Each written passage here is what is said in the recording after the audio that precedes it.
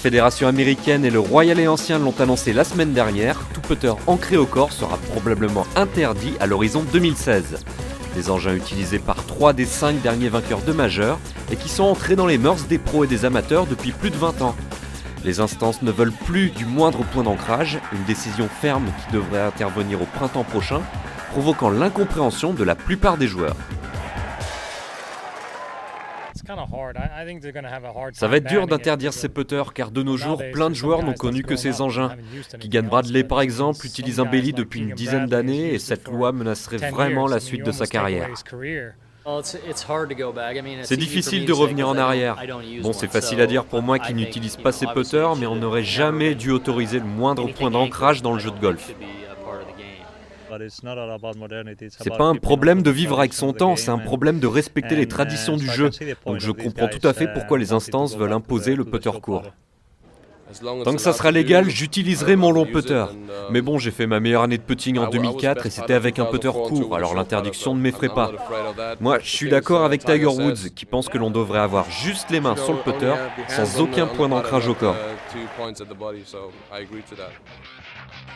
De simples manches allongées et surtout coincées dans le corps provoquent un débat passionné où le mot triche revient parfois. Mais au fait, ces Bailey et long putter apportent-ils un réel avantage ?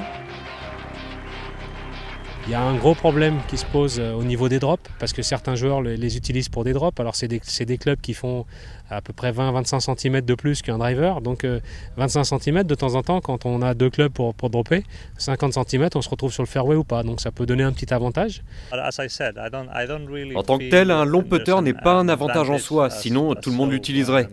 Mais c'est vrai que ça aide les victimes de tremblements ou ceux qui n'y arrivent plus avec le putter court. En fait, c'est une sorte de deuxième chance. N'utilisons pas le mot tricheur pour les utilisateurs, c'est légal. Bon, il est vrai que le putting est une question de toucher, de créativité et que ces putters mettent à mal ces principes. Mais maintenant qu'ils ont été autorisés, je trouve ça un peu tordu de les interdire. Pour des joueurs comme Keegan Bradley ou Webb Simpson, la transition du Bailey au putter classique s'annonce longue et délicate. Voilà pourquoi l'interdiction ne devrait prendre effet que dans 3 saisons.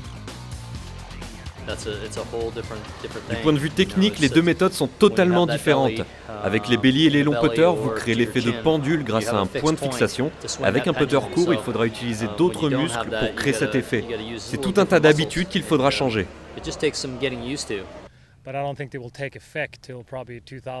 La nouvelle loi arrivera sûrement en 2016 et ça laissera 3 bonnes années pour s'y faire. Et c'est bien le minimum car c'est pas quelque chose qui se fait en une nuit. Les utilisateurs de longs putters auront plus de mal que les utilisateurs de Bailey car eux n'auront pas leurs mains unies sur le manche. Les pros des circuits s'offusquent de l'incohérence des lois mais ne pensent pas qu'à eux. Le bannissement concernera également les amateurs qui risquent eux aussi de se priver de leur manche à balai favori.